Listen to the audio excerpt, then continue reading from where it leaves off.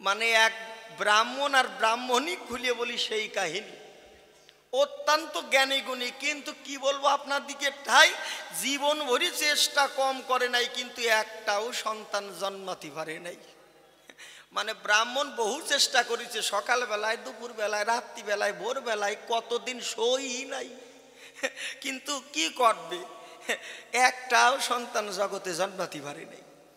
তা ব্রাহ্মণী করছে, শোনো কথা নাও, ওই যে আশুতোষ মানে শিব ঠাকুর, অল্পতে হয় সন্তোষ, ওরে একটু পূজা ভালো করিয়ে জুত করিয়ে দাও।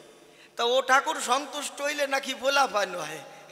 তা মনে আমার আছে বাবু, আমি শিব চতুর্দশী ব্রত করি একটা সন্তান ধার চাইয়ে নেব। এখন ব্রাহ্মণী তো খিবিয়ে গেছে, মানে শিব চতুর্দশী করতে করতে যে শরীরের ভিতর কয় রকম ঠেকতেছে তা বোঝে না।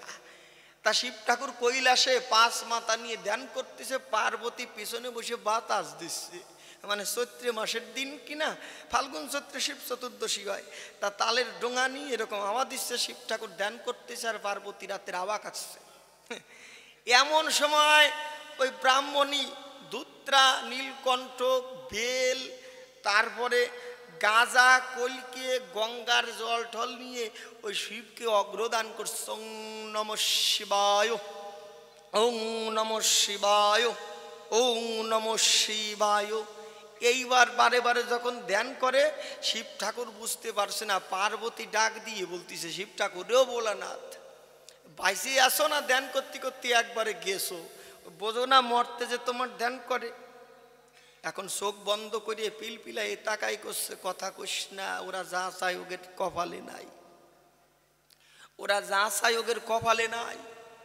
পার্বতী কয়, তুমি দিলে না, কপালে নাই, তা তো বুঝলাম না। কয়, বেশি বুঝিস না।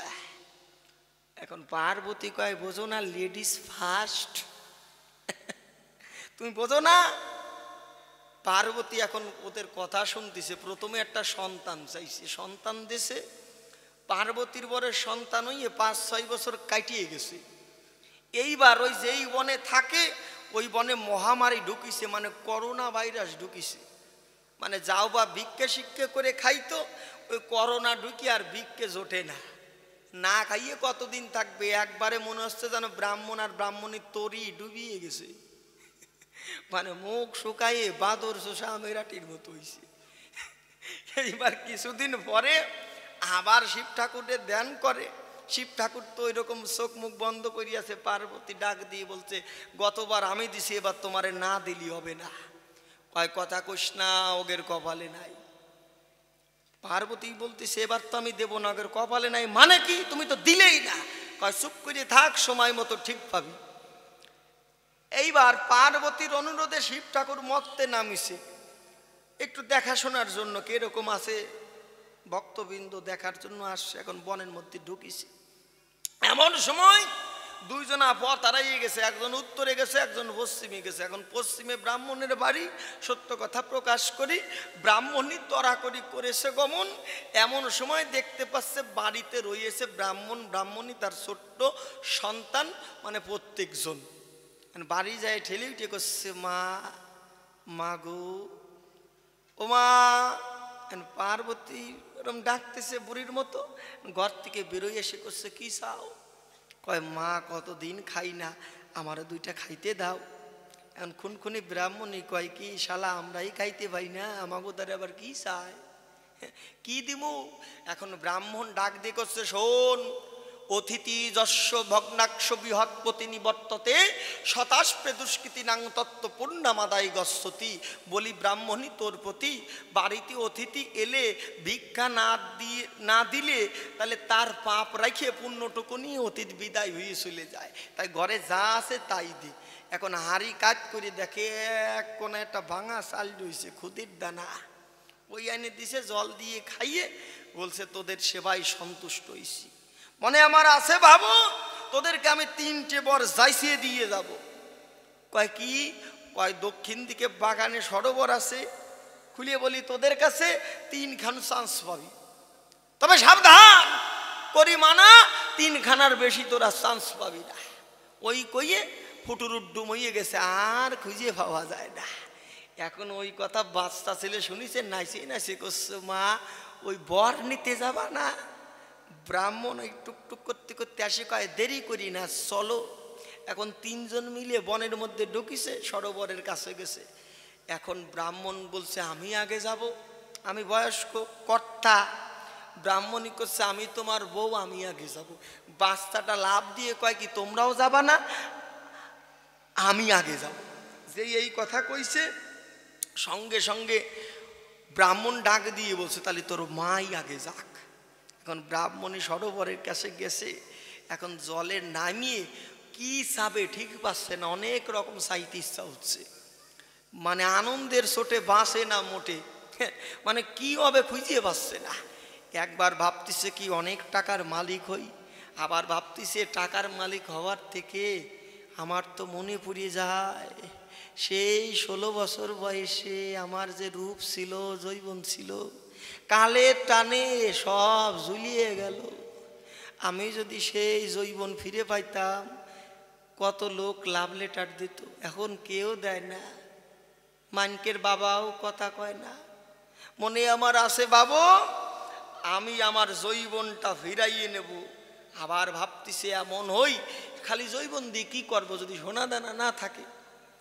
তাই ভাবতেছে কি আমি মহারানী হয়ে যাব, রানী হয়ে গেলে সোনা দানাও হবে, রূপ যৌবনও হবে। আইটেম নিয়ে জলে ডুব দিয়ে এখন মাকে বলছে মা, মা গো ও মা কথা নাও, আমাকে তুমি একটা যুবতী মহারানী বানাইয়ে দাও।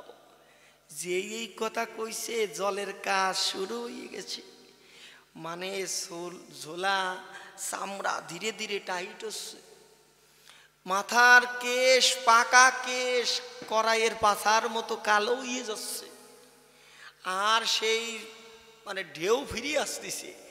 যেই উপরে উঠিছে এখন ওই বাগান সারা জীবন কালা কুচকুচে ছিল, রানের রূপের ঝলকে গহনার ঝলকে ফক ফকা হয়ে গেছে। ওই রাস্তা দিয়ে এক বাদশা প্রত্যেক দিন যায়।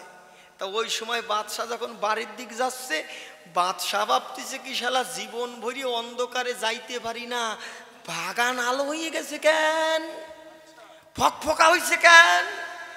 বাদশা চোখ মুখ ঘুরাইয়ে দেখে যে আল্লাহ, এ তো মহারানী হয়, ফক ফক করতেছে গায়ে, সোনা ঠলবল ঠলবল করে। ভাবতেছে আমি বাদশা থাকতে রানী বাগানে গড়িয়ে থাকবে। মনে আমার আছে বাবু ওই রানীরে বগল দাবা করিয়ে ঘোড়া দেব সাইডে টক বক করে বাড়ি চলে যাব। এখন ঘোড়ার থেকে নামিয়ে কাট করে ঘোড়ার উপর বসাইয়ে টক বক টক বক টক বক টক বক করে ঘোড়া সাইডিয়ে দিছে। ঘোড়া যখন চলতেছে এখন বুড়ো দেখতেছে আমার বউরে অন্য কেউ নিয়ে যাচ্ছে। বুড়ো ভাবতেছে কাম সারিছে, বুড়ো বয়সে সব পাবো, বউ পাবো কোন জায়গা। ওই বুড়োর আবার চান্স আছে, ব্রহ্মজ্ঞান আছে, শাস্ত্র জ্ঞান আছে, ভাবতেছে বাদশাহ মৌলানা এরা আবার বরাহ সই না, মানে শুয়োর সই না। জলে ডুব দিয়ে মারে করছে মা গো, আমার যে বুড়ি বউ ওরে তো চেনে না কে, ও তো রানী হয়ে গেছে, বাদশা নিয়ে যাচ্ছে, কথা নাও আমার ওই সুন্দরী বউরে এখন একটা মাদি শুয়োর বানাইয়ে দাও। যেই কইছে জলের কাজ শুরু হয়ে গেছে, এখন ঝিকমিকি রানী মাদি শুয়োর হইছে। এখন বাদশা ভাবতেছি এতক্ষণ তো নরম নরম লাগতেছিল, এখন কত কত করে কেন। তাকাইয়ে দেখে কি মাদি শুয়োর। হে আল্লাহ তওবা তওবা, শীত করিয়ে ফেলাইয়ে দিছে, 3-4 বালতি খাইয়ে বুড়োর দ্বারে হাজির হইছে। এখন বুড়ো দেখতেছে আমার বুড়িও গেছে রানেও গেছে, মাদি শুয়োর নিয়ে কি হবে। ছেলের দিকে তাকাইয়ে করছে বাবা রে, হে বাবা ভাইবে দেখ কি চাবি,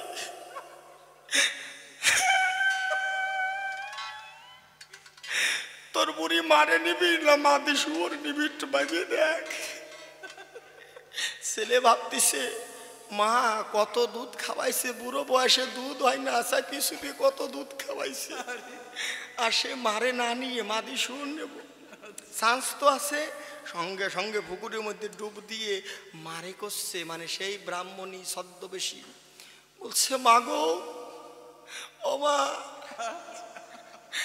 আমি মাদি শুয়োর মা নেব না, মনে আমার আছে ভাবো সেই আমার বুড়ি মাহাই আমি ফিরাইয়ে নেব।